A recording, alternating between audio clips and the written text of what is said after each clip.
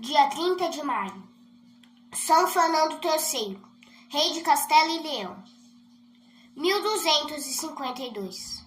São Fernando, filho do rei Afonso de Leão, na Espanha, nasceu em 1198 e recebeu uma educação aprimorada de sua mãe Berenguela, irmã da Rainha Branca de França. Quando tinha 11 anos, por intercessão da Santíssima Virgem, sarou de uma grave doença. Com 18 anos, subiu ao trono de Castela. Aconselhado pela mãe, a quem sempre teve grande respeito, casou-se em 1219 com Beatriz, filha do imperador Filipe da Suábia. Escrupuloso na observação das leis, era muito condescendente para com os ofensores, e devido à sua mansidão e paciência, foram abafadas diversas revoltas. Organizou o Supremo Conselho de Castela e mandou compilar um novo código. Teve o grande desgosto de precisar pegar em armas contra o próprio pai, o qual, mal aconselhado, lhe tinha invadido os territórios. Com o maior cuidado, evitava os conflitos diplomáticos e preferia sacrificar uma ou outra localidade a recorrer à guerra. Fernando fundou novos bispados, edificou muitas catedrais, igrejas, conventos e hospitais, sem com isto recorrer ao lançamento de novos impostos. A um ministro que veio fazer-lhe uma proposta de elevar os impostos, respondeu com indignação: Deus me livre, a divina providência há de valer-nos. Eu temo mais a maldição de uma pobre mulher que um exército inteiro de mouros e árabes. No ano de 1225, empreendeu a primeira campanha contra os turcos. A intenção daquela cruzada era mais propagar a fé do que expulsar os maometanos. Por isso, levou em sua companhia ao arcebispo de Toledo e exigiu dos soldados que recebessem os santos sacramentos e levassem vida honesta.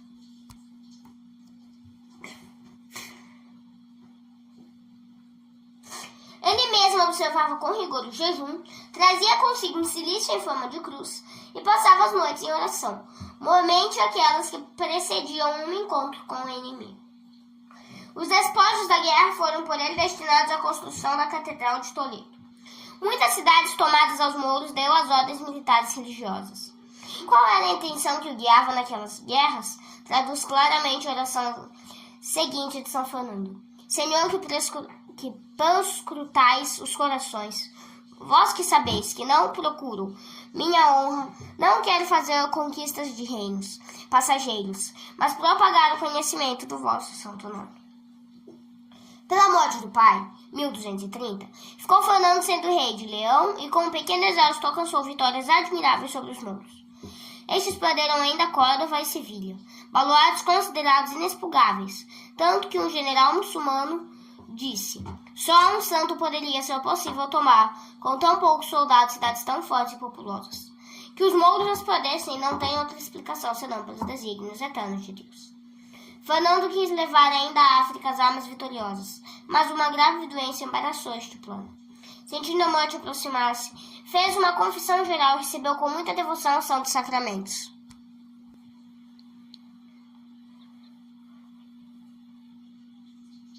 Quando viu o sacerdote entrar com o Santíssimo Sacramento, levantou-se da cama e ajoelhou-se. Nas mãos segurava um crucifixo que beijava ternamente, regando-o com as lágrimas. Nesta posição humilde fez confissão pública dos pecados. Tendo recebido o santo viático, despediu-se dos filhos e deu-lhes saudáveis conselhos. Enquanto o sacerdote rezava o ofício da agonia, Fernando entregou sua alma a Deus, a quem aqui na terra servira 53 anos. Reflexões. O exemplo que São Fernando deu, como rei justo e caridoso, deve ser imitado pelos patrões, no modo de tratar os empregados. Todas as regras que a moral cristã expõe a este respeito resumem-se em 3 pontos. Primeiro, os patrões, donas de casa, têm por dever tratar os empregados segundo as leis da justiça.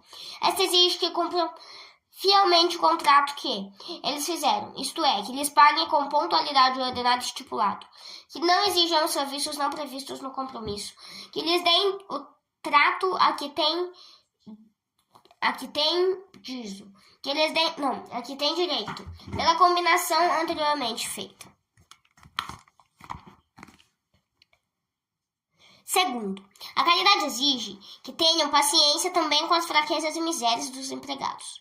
Não tem caridade dono de casa que exige das empregadas serviços exaustivos, que prejudicam a saúde, não lhes concedendo nenhum descanso, que não lhes perdoa nenhuma falta, por menor e mais involuntária que seja, e se exaspera por causa de um prejuízo insignificante, exigindo indemnização e restituição até o último vintém. Terceiro, a caridade exige que os patrões tratem os empregados com bondade, que deem as ordens com moderação e prudência, que lhes desculpem as faltas, principalmente quando cometidas irrefletida e involuntariamente, e que procurem todos os meios de corrigi-los. Faltas, porém, que implicam grandes desordens não devem ser toleradas e pecariam os patrões se elas consentissem ou facilmente as aprovassem.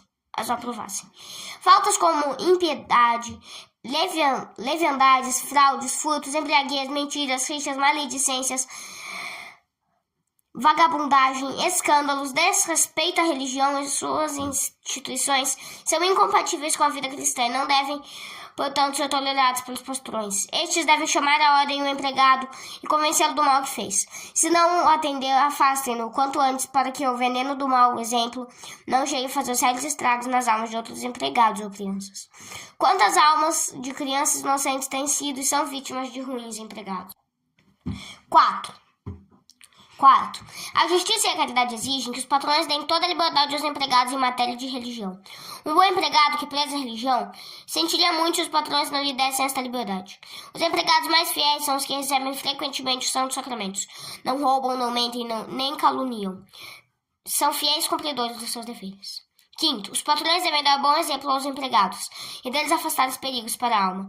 Vigiem pela boa disciplina entre eles, pelo respeito que deve reinar entre empregados de sexo diferente. Se alguém não tem cuidado dos seus, e principalmente da sua casa, esse negou a fé, e é pior que um infiel. Primeira Epístola a Timóteo, capítulo 5, versículo 8.